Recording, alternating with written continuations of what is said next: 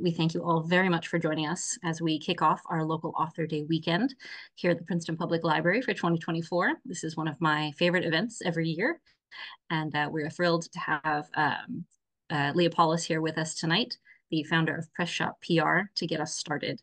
A couple of quick housekeeping things. As I mentioned, this will be recorded, and we will share that with you afterwards. So please feel free to take a look back in case there was anything you missed, or to pass on the good news if you have other friends who are in your writing circles. If you have just joined us, I asked if you want to put in the chat where you are on your writing journey. If you are in the process of your first book, if you have published before, just let us know where you are. And throughout the presentation, please feel free, if you have questions, to pop them in the Q&A box. We will get to most questions at the end of the presentation, but if at any point throughout the presentation you need a clarifying matter, or you have a question about something that's being said, pop that in there, and we'll get an answer for you. This session, as I mentioned, is led by Leah Paulus. This is Book Promotion Strategies. One of the great delights and terrors of being a book lover is that there are always so many books out there, so many to read, but is there time? And our presentation tonight is going to help you as an author break through all of the noise around the other published books and get yourself out there. Leah and Press Shop has worked on publicity campaigns for a wide number of authors over the past 15 years, including some well-known names like Representative John Lewis, Timothy Snyder, and Neil deGrasse Tyson. They've also worked on a number of campaigns for publishers such as Graywolf Press, Flatiron Books, Cambridge and Oxford University Presses, and our own local Princeton University Press. Press Shop has been featured in the Observer's annual list of the country's top PR companies 2 years in a row. And Leah is also the founder of Book Publicity School, which brings professional PR support to authors at an affordable price through workshops, online groups, and coaching.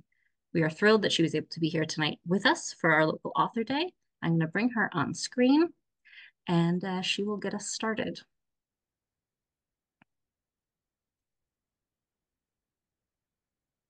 Yeah.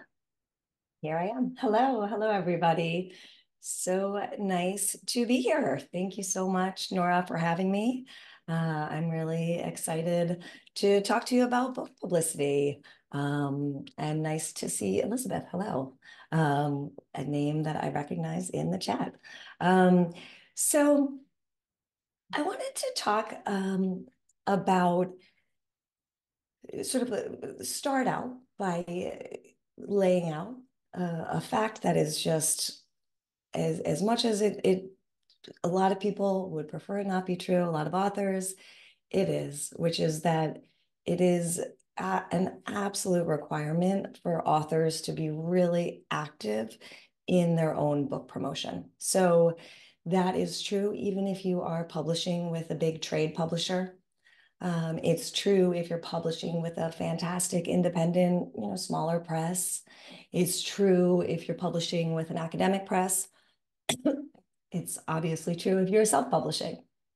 So the reason that is, and it's really changed over the years, but now it is even more important than ever, the publishing houses, they have a limited amount of time for a limited amount of staff hours for every book. And a lot of their efforts tend to go towards their biggest titles, leaving a lot of the other books, with just not enough time and not enough manpower really to promote them.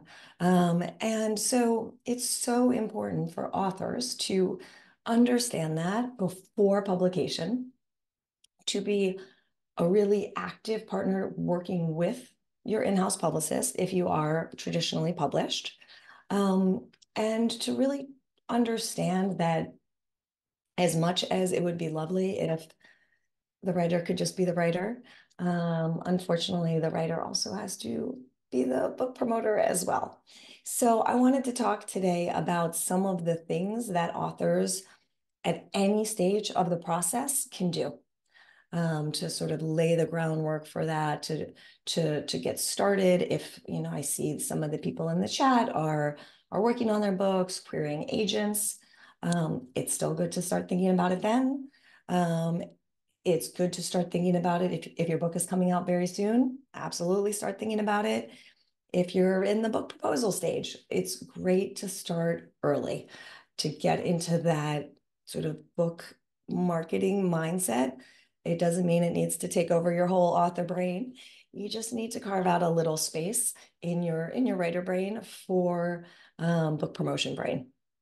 So, a couple things that, ways and frameworks to think about it.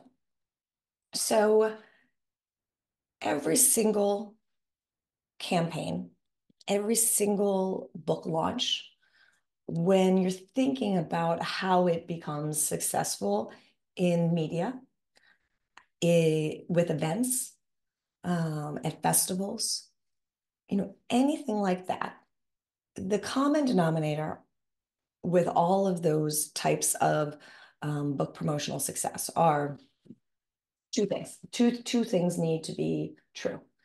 You need to have a really compelling bit of text, of copy, a media kit, press materials, a pitch, press release, whatever you want to call it. Some really compelling and short copy that explains to people who have never come upon your work why it's important, why they want to read it, why they should invite you to their festival, why they should have you talk at the bookstore, why they should invite you to their podcast. Whatever the ask is, you need to have that really strong way of talking about your book that is going to convince people to want to be a part of its launch. So that's one piece of every single campaign, whether it's a huge book at a big publisher or a self-published book that someone's down there doing all the legwork, really getting out the word, sort of more grassroots style. You still need to have that really that pitch, basically. So that's one piece. The other piece is you have to think about, okay, who am I sending that great piece of material to? You can have the best piece of the best pitch, best promotional package as anyone, but if you're not getting it to the right people, it's not going to move the needle. So that's the other piece of every campaign, is that you want to have a really good target group of people that you are targeting for whatever makes sense for your book. So whether that's reviews or interviews or bookstore events, whatever it is, you want to make sure that you have a really good list of people to get this other piece to. So with that in mind, I wanted to talk a little bit about some tips that you can keep in mind at any stage of the process, to help yourself in creating those two key elements. So I'm going to start with the materials, the how are you talking about your book, how are you reading about your book, talking about your book. So this is something that, again, it's great to start early. You need to nail these points. And at the point of reaching out to event coordinators, festival bookers, programming directors, media folks, at that point, you're going to want to have a really tight piece of copy. And then down the road, if you have interviews, you'll want to, have tight talking points. But even before you get there to that point, if you're way earlier in the process or, anywhere along the road, one of the first things that you can just do and just be mindful of is think about how you're presenting your book to people when you're talking to them. Like, talk to as many people about your book as you can. You don't need to talk their ear off. You don't need to, corner them in at a cocktail party and talk for 45 minutes and not let them get a word in edgewise. Don't do that. But just make it a point that, if someone's like, oh, what are you working on? Or, hey, how's it going? Maybe you're saying like, I'm working on, this novel. It's about blah, blah, blah, blah. A couple sentences, because what happens there when you're talking about it to different people over time is that you are, first of all, doing one thing that is really, really hard for authors to do, and that is to get out of your writer brain that knows your work, that knows the breadth of your work, that knows all of the nuance, that knows what it means to you. That brain isn't always the best one for figuring out how to position it to other people. But when you're talking to someone in conversation, it sort of forces you to think about, the audience, because when you're talking in conversation, you are talking to a person. So you automatically think a little bit differently. You don't, the same narrative you have in your head about your work is not the same way that you are going to explain it to Mary at the supermarket. So it's good to do that because different people are going to get you to give different formulations, use different language, and you are also going to be attuned to what works, what resonates. If you have a certain way of describing your work and you notice that people, start itching to check their phone, maybe maybe that's not the best way to do it. If there's a certain way or a certain anecdote you talk about from your book that really makes people's eyes light up and say, "Oh my God, that sounds amazing! I'd love to hear about it." That might be something good. So, that's just something all along. From at any point, you want to just be thinking about how you are positioning a different language to make other people who don't know about your work want to read it. Because ultimately, that's the goal of book promotion. You want to get people who don't know your work to want to read it. Um, so when you're moving along that path toward writing the descriptive materials, or say you have a publisher. If you have a publisher, they will send you an author questionnaire with all sorts of questions. One of them is, can you describe your book in 400 words or 200 words? So as you're moving along towards that process, so that's when you need to think about, okay, you want to take it from that just talking about, to finding what resonates with people, to figuring out, okay, let me put this into language that will also resonate and make people who are reading it want to pick up the book.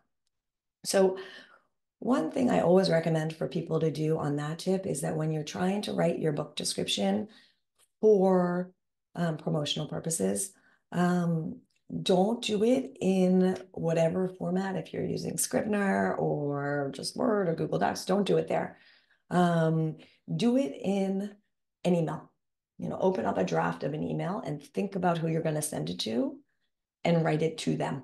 Say you're describing your book to Sarah, my very good friend who I haven't seen in a long time. I want to fill her in on what I'm doing.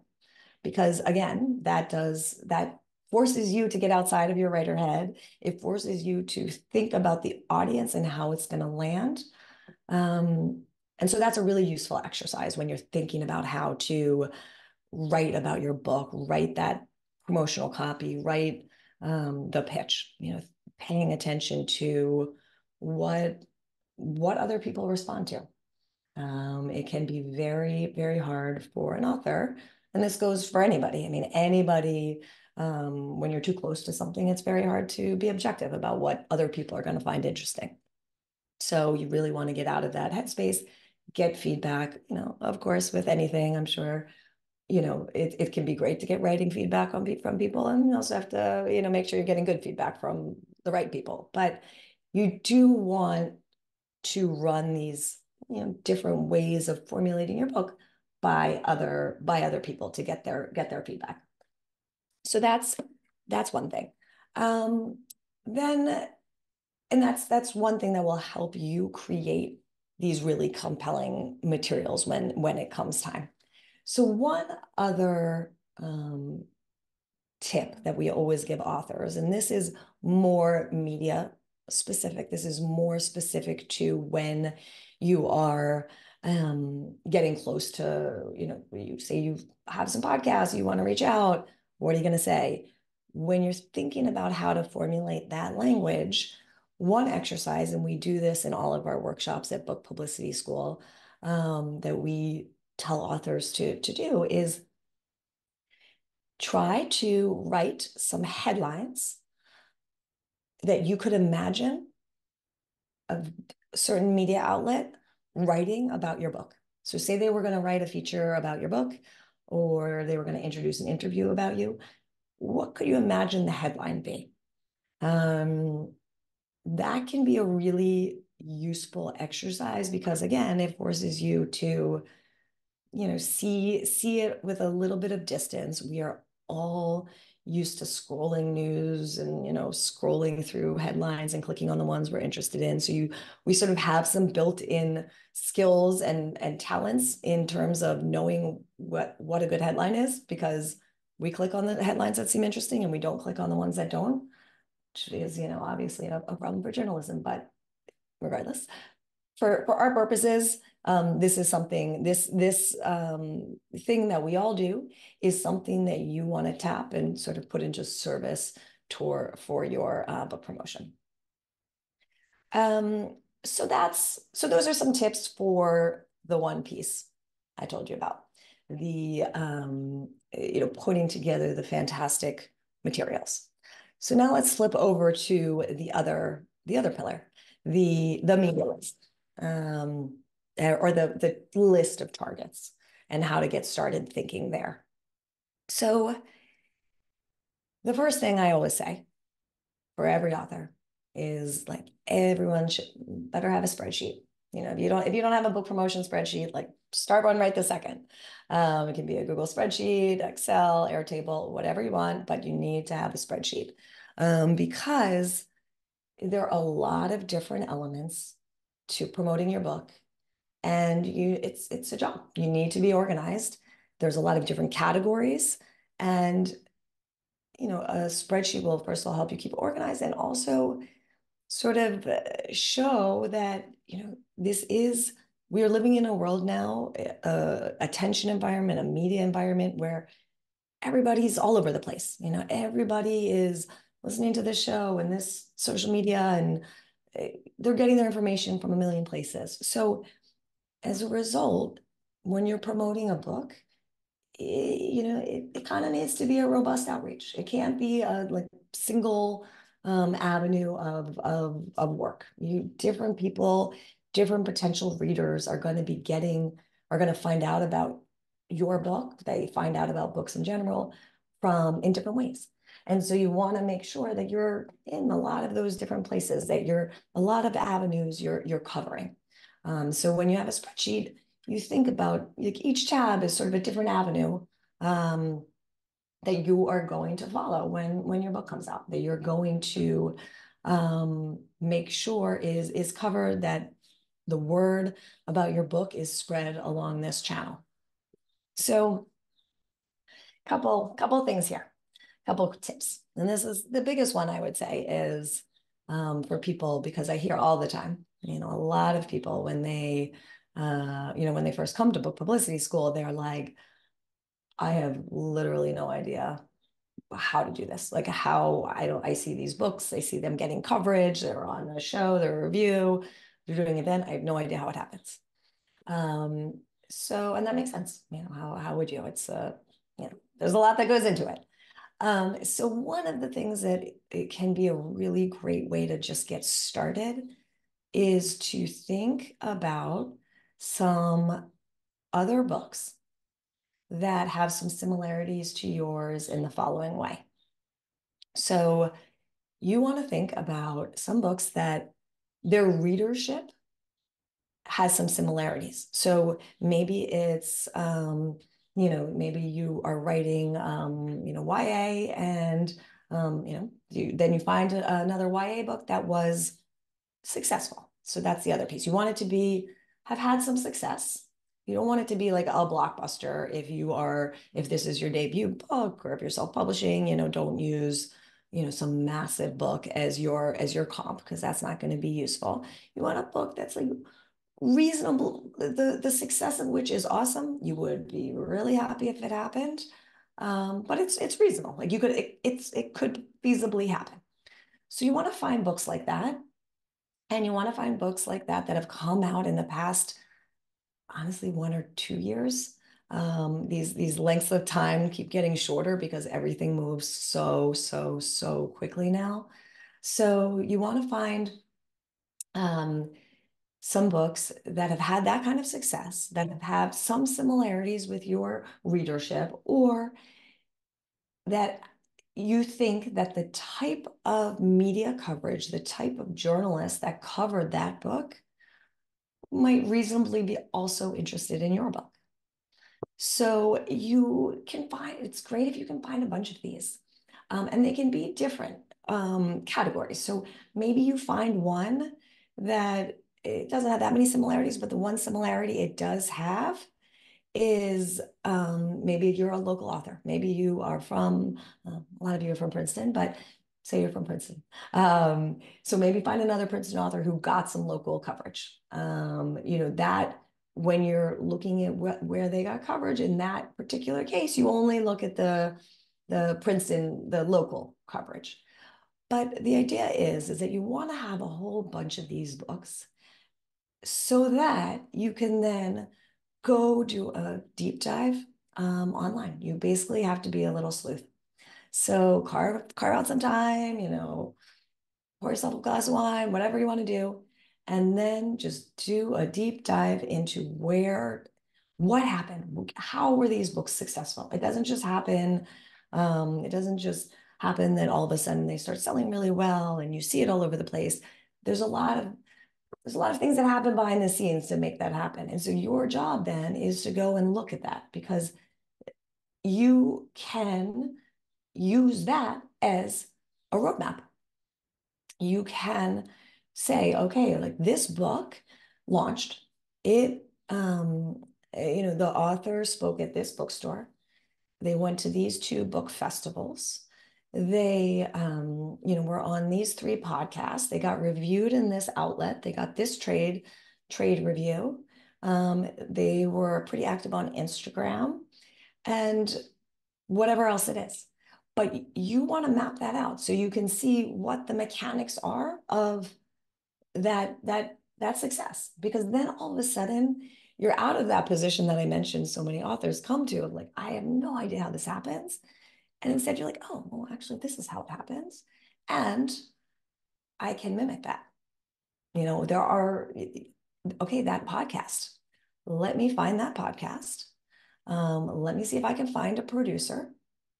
Let me send them these fabulous materials that we talked about earlier and see if they want to talk to me about the book. So that is just a really, really useful thing to do. It takes the entire, you know, just the amorphous, like, how do books get successful? I don't actually know. I just know that I would love to talk on this show as well. And it makes it really clear. You're like, oh, this is exactly what happened. Now I'm going to create my campaign. My social media channel might not be Instagram. I'm much more active in LinkedIn. I have a good community there, but I'm going to be active here. That will be my social media outlet. Excuse me.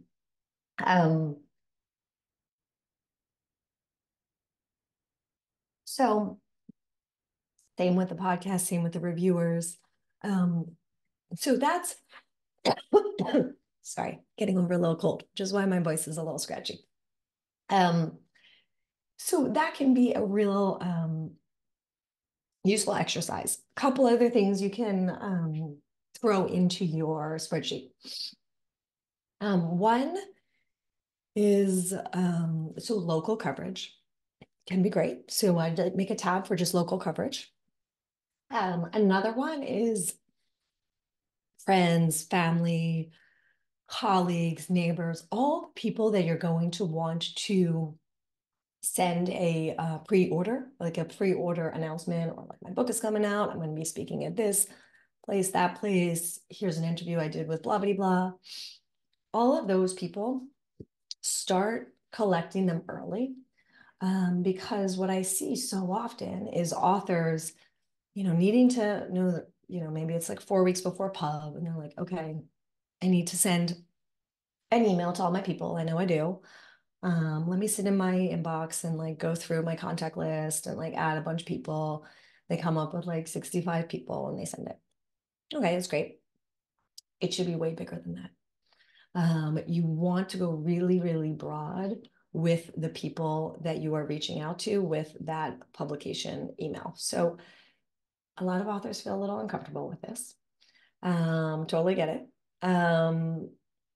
What I always say is that you have to let people know about your book. Otherwise they're not going to find out. And most of the time, people, and maybe you worked with them, 8 years ago, you haven't really seen them too much. Maybe you're like friends on social media. They're probably going to be happy to know, like, oh, that's great. You have a book. Thanks for letting me know. Maybe they won't. And okay, so what? You sent them one email. That's fine. So you want to go really broad because that's a great group of people, the people who know who you are, who you have had relationships with, who know no one like you. So you want to spend more time thinking about that and do it over time. Because over time you're going to realize like, oh, I just talked to this person. They used to be a librarian, they just moved to town, they're my kid's parent or whatever. That should probably be a good person to throw on that list. Maybe it's your old MFA co-students. Maybe it's your people you used to work with or your old neighbors. You just really want to think about anything that's a community that you have, and then think, okay, who are all the people that I can share on this email? And these people are, they're just good for pre-orders, and they often are good people to get reviews. They're the people that know you are the ones that are likely to pre-order it and then read it and be like, oh wow, it's a great book, I love it, which is really hopeful. So that can be another tab. Um, so those are a couple things that we always share with authors to do to start building out that list. Um, and I will just say that if you are being traditionally published, this is really helpful anyway to do this kind of research, to do the kind of, okay, these 6 comp titles, what are all the radio shows or podcasts that those authors spoke on? Even if you have an in-house publicist at a publisher, they don't have the time to do that. They don't have the time to go down these rabbit holes online and find those really targeted shows and reporters and columnists that you do, that your work well, that you might be reading an article, and think, God, this is an interesting essay about this other book. I bet like something she's saying is kind of resonating. I wonder if she'd be interested in my book. Put that in the list. Like that's the kind of stuff that even the most dedicated in-house publicist doesn't, they can't do that. They don't have hundreds of hours for every book. And that's, it takes a lot of time and effort to start that from scratch for them. So that is, that kind of stuff is good to put in your spreadsheet. And the other thing I'll say, and then I'm going to move to questions, are the other element of a spreadsheet, and this is particularly true if you have a long time, is that you might want to just have a tab to sort of capture fleeting ideas. Depends how your brain works. It's not a good idea for everybody, or it might not be helpful for everybody. Um, for me, I love this. And I know a lot of authors that we've told about have really used it too. And that is, it's one tab where anytime you sort of see something, have an idea, maybe you're in a bookstore and you see this book and you think, oh, I wonder if that person would be a good blurber, or like, I wonder if they would be interested in being a discussion partner with me. You just want to have a place to capture all of those ideas. It doesn't mean that every single one of them, when your book comes out, you're going to have to follow through on every single one. But a lot of ideas just come to you like that in the lead up to publication, particularly once you start doing this stuff and start activating that book promotion brain. Um, and you just want to make sure to grab them so that you can see if they would be really useful and meaningful when the time comes to really start reaching out. Okay. Um, I think that was most of what I wanted to say in terms of getting started on those two pillars. Um, the earlier the better, but it's also not too late. Both of those, those two pieces need to come together for a book to be successful. That's what a successful book launch looks like. A really successful pitch, materials, really all the right people, a really targeted list, merging those two together and making coverage, events, festival appearances, interviews happen.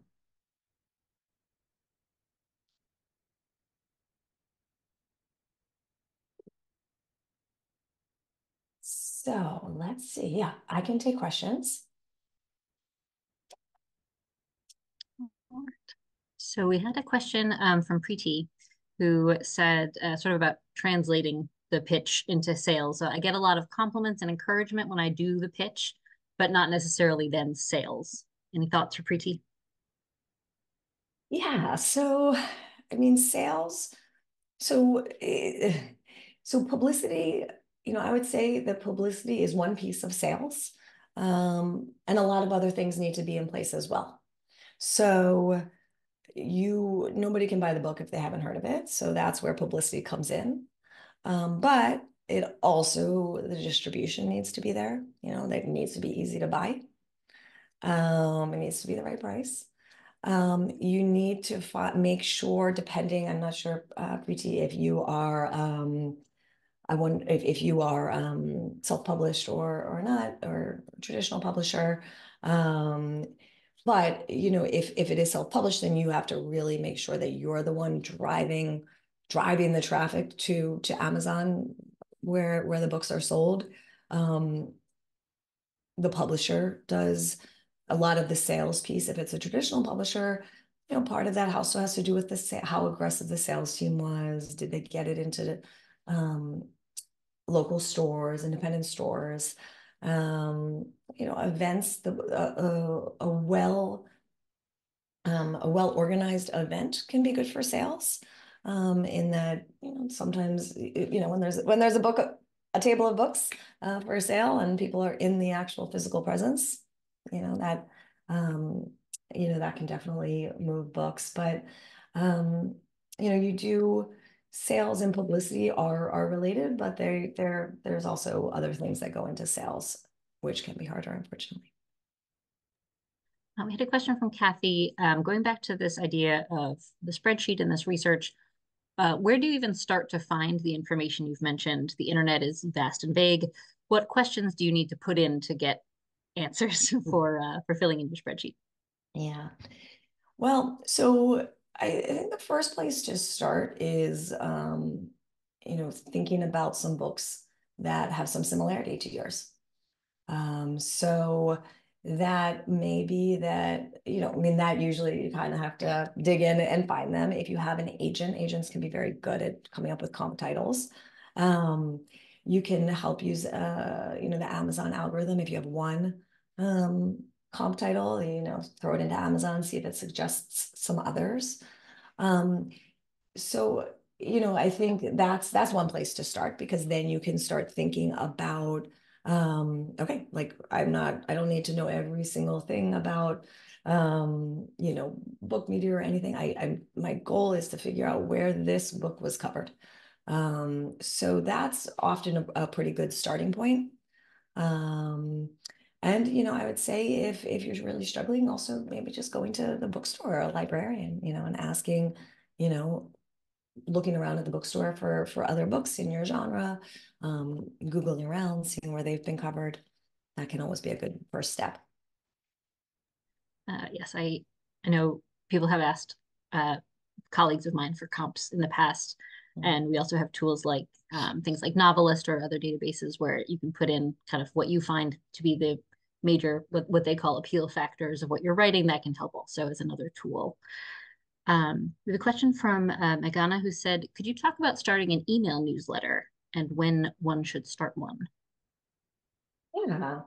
So I would say that so an email newsletter can be great. It can be great in the same way that social media can be great. It can be a huge waste of time in the same way that social media can be a huge waste of time. You need to make sure that you're putting out great content so you know who your target readers are. And so I should say, if you're thinking about this newsletter in large part to promote your book. So if that is the case, then you really have to make sure that you sort of understand who are your readers, like what are they interested in, and also what is going to get them wanting to read your newsletter. So it always has to provide value. But then you also want to think, if it's you're promoting for your book, that you're appealing to them in the same way that your book is appealing.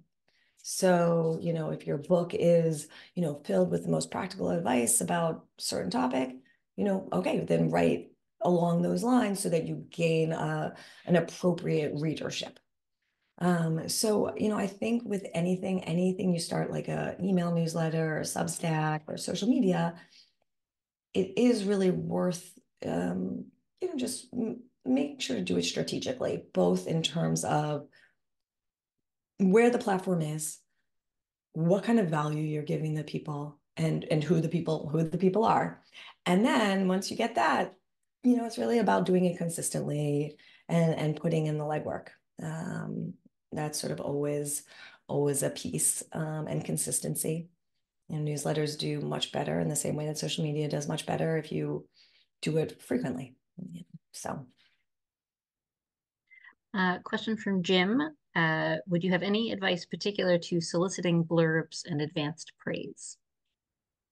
yeah. So blurbs, you want to draw up a pretty big blurb list because you have to account that a lot of people are not going to be able to blurb it. Getting people to blurb it is basically, it's asking them a favor. They have to read a book, and write about it, put their reputation, they're saying they are endorsing it. So you want to make sure that you don't want to come up with, I've seen a lot of authors be stressed out as publication is getting closer and they only have like one blurb and they start worrying. So I always sort of suggest definitely cast a little bit of a wider net than you might think. And the other thing is thinking about when you think of blurbs. I mean, a good blurb has a couple different components. So one component of a good blurb is name recognition, particularly with your readers. So, if it's a book that, is in a certain genre and you get like somebody who's really well known in that genre, that is perfect. It doesn't need to be well known, like the biggest name around to anybody, because those aren't probably the people that are going to buy your book anyway. So definitely thinking about the name recognition for the readers. If there are different audiences, if there are different sort of categories of readers, like maybe some people are coming at it because they love memoir, some people are coming at it because it's about living abroad. Maybe think about blurbers for different categories, like one for this, one for that. And then the other thing is um, well, this happens more when if you have a bunch of blurbs and you're trying to figure out which ones should go on the cover or which ones you should highlight. And that is, you really want the blurbs to be as specific as possible and really having a, good hook. Every bit of text that goes to promote your book it's really valuable. There's not much real estate on the cover of a book or the back cover of a book. So, the blurbs that are like, oh, this is a really compelling read, it doesn't do as much as something that really specifically calls out, like, this is what's unique about this book, and this is how it turns this idea on its head, or, so that's, one thing to consider once you have the blurbs in. And then if you're pulling together your list, the other thing I would say is you also might as well aim high with a couple of them. It doesn't hurt. If there are a couple people, maybe you have your big list, and then just think, all right, like let me add four reaches in, four shoot for the moon. Probably won't happen. I'm never going to think about it again after I send it, but let's just do it because I've seen that happen and it come through and it can really, really move the needle for a book. We have another question, and maybe we won't ask you to name names, but are you able to give maybe a sample path that maybe one of your authors took in terms of their promotion marketing for their book? Uh, Again, no need to name names, but if Yeah. Yeah. So you mean in terms of what they did on their own?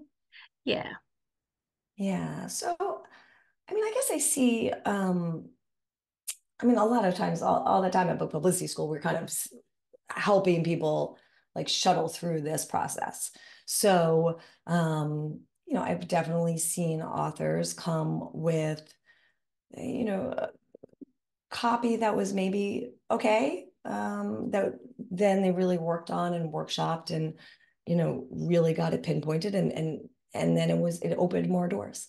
So I've seen that happen where authors have gone to particular, producer or event coordinator, whoever it is they're pitching, with certain materials, and then they rework them and go back, and then that door opens.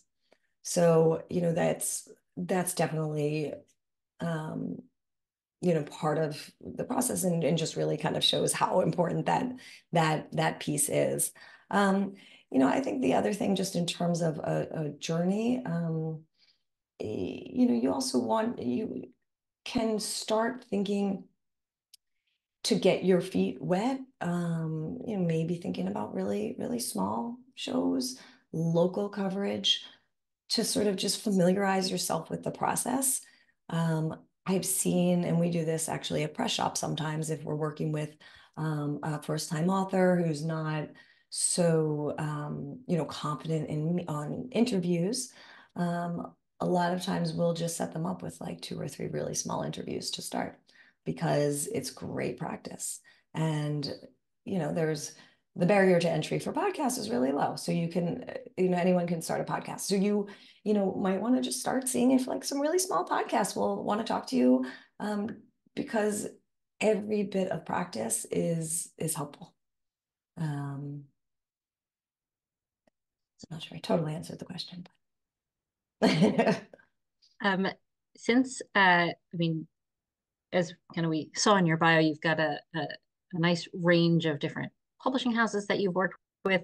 Are there any specific tips for if you're working with, say maybe like, or you're trying to work with maybe a literary press versus like an academic press?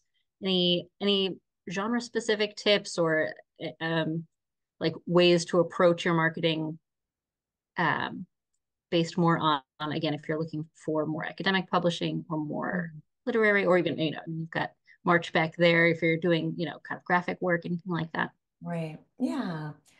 I mean, I would say that every campaign is really, different in terms of its exact approach. Like it has these two components, but the targets vary from author to author, publisher to publisher, book to book.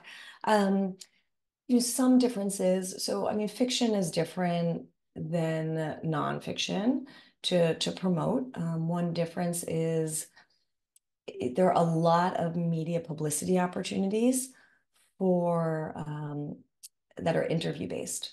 And that is much easier to do for nonfiction because you always have to think about what is going to be interesting to the way the producer of a radio or a podcast show is thinking, or a TV, is it has to be interesting. That conversation has to be interesting, compelling to their audience who has not read the book. So that's much easier to do for nonfiction than it is for fiction. So that's actually one piece of advice that we always, and we do this at Press Shop for both nonfiction and fiction alike. But for fiction, it is like totally very like, do not skip this. As part of your materials, you really want to create a Q&A about your book. because and that picks up on themes and resonance, or how it might fit into the conversation that's going on around this topic. Because you need to give, if you want to have any hope of having any interviews, which again, if you don't, it just takes a lot of media possibilities off the table. If you don't, it's hard for a producer to sort of think about, like, okay, how this might be a great novel, but like, what are we going to talk about? And that's going to be interesting to my entire readership listenership that hasn't read it yet. So that's a super important part of promoting fiction, is you have to kind of create a little bit of nonfiction in a Q&A, and make sure to include that. Excellent. All right. Do we have any additional questions? I didn't see anything else come up in the chat.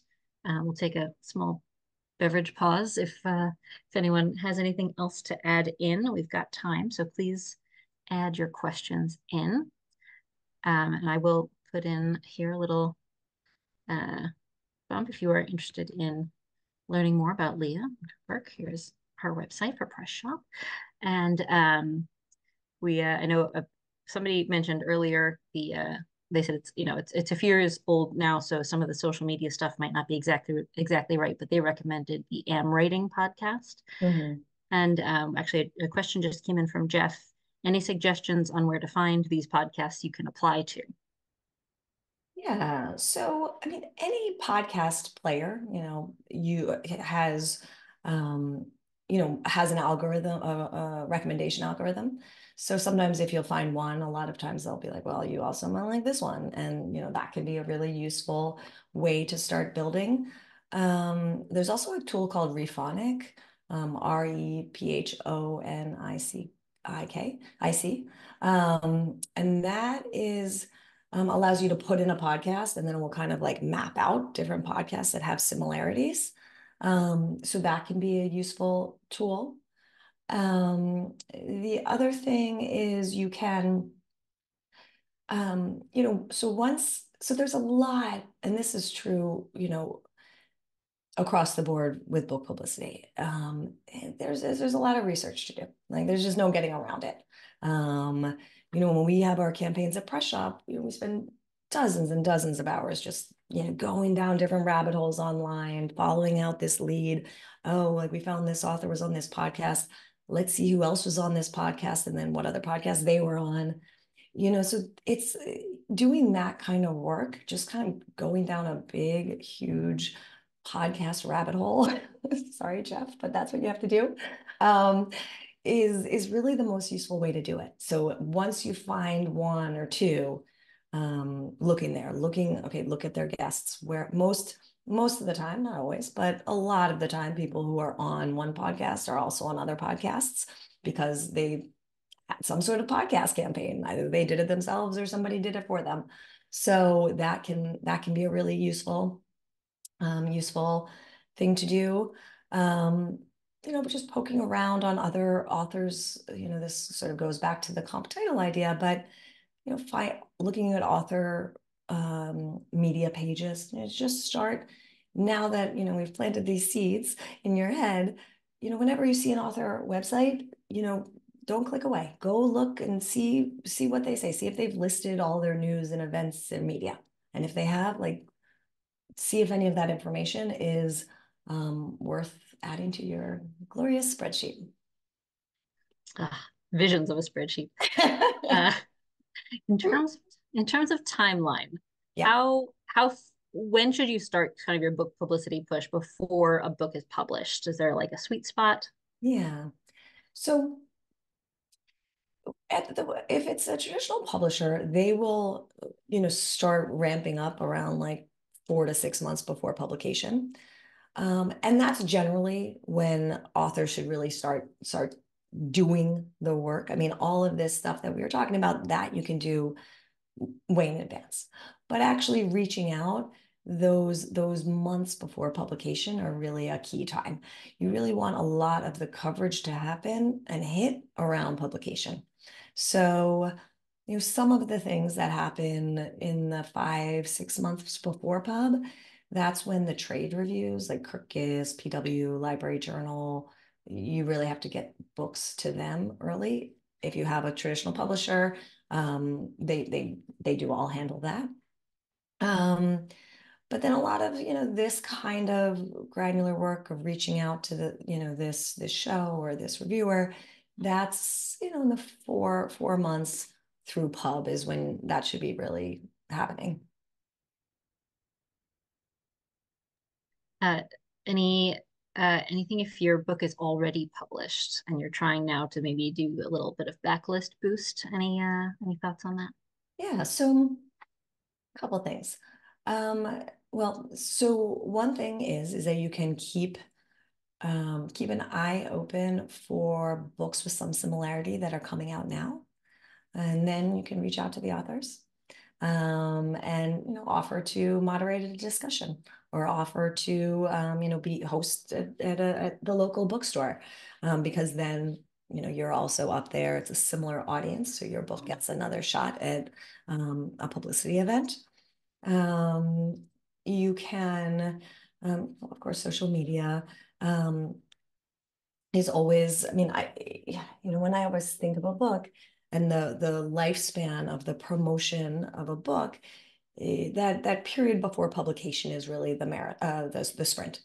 And then afterwards, it's more of the marathon. So, post publication, that's when you still be doing this kind of outreach events, particularly if there's a specific audience that you can tap. Like, so say you're a Jewish author and the book has Jewish themes. Okay, maybe then you're, going to the JCCs and reaching out to JCCs and synagogues and reading groups to see if they might be interested in having you. So that kind of granular event-based outreach can be really useful post-publication. Um, and then you also, you want to make sure that you are, you're still active. One thing I see so often is authors get really kind of burnt out after like a month or two after pub. They're like, I just don't even feel like posting about it anymore. If they have a newsletter, sometimes they're like, okay, maybe I'll go down to like once a month. And unfortunately, it's like any business really. I mean, promoting your book really is you have to kind of think of it as promoting a product. So it's a wonderful, smart product that you wrote, but it's still a product, and nobody launches something, no business, launches something, or no business opens, has a whole big hurrah when it opens and then doesn't do anything, so just making sure, like, having that mindset shift of like, it's the long haul. You have to just keep on doing the work. Oh, thank you. We have another question here. It's from Nick. Suggestions for regular commercial advertising. Yeah. So, I mean, advertising is not my specialty. So, sometimes when we're working on a big, some of the bigger books that we work on at Press Shop at the big publishers, they will sometimes have an ad budget, and it can move the needle. But, like with anything, you have to be smart about it. Obviously, online ads are much more feasible for individual authors. And, again, like with anything, it's really about how smart you do it. Is your messaging right? And are you hiring someone who is a pro, or have you yourself become a pro? It really can go either way. I hate to not be able to give anything more than that, but it sort of is it's a similar thing. It has to have the right messaging and then the right target demographic and make it happen. So if you can make those things, or hire someone who's fantastic at digital marketing or advertising, it can be fantastic. Excellent. That is, oh, all right, one more. Here we go. Ballpark cost of hiring a publicist. So it really varies. Um, it's definitely in the thousands. It's very hard to get anyone it's really hard to get anyone less than 7 or 8. That's probably on the much lower end. And then it really goes up to, 20s, 30, can't even go more. Um, it's expensive because unfortunately it's a job that requires a lot of expertise. a lot of experience, and a huge amount of time. And so when you put those things together, it's hard to um, price it in a way that is not doesn't add up. Thanks. Right. Well, I think that brings us to the end here. I want to thank you again, Leah, for joining us as part of our local author day and for giving us all this great information. And again, I hope people will take a look back if there was anything you missed. And then if you, again, are looking for more information on Leah and her work, please check out her website and all of the great stuff she has going on. Any Excellent. Thanks so much for anything having me. anything to plug before we go? No, we do workshops, like we do actually have a free workshop at Book Publicity School. If any of you want to hear me talk about this stuff some more, you can sign up. We usually do a monthly workshop that is free and open, and you can sign up on the website, bookpublicityschool.com. Perfect. All right. Thanks again. And thanks, everyone. Please join us tomorrow at the author fair if you can. And otherwise, have a wonderful night. Thanks again, Leah. Thank you so much. Bye-bye. Bye.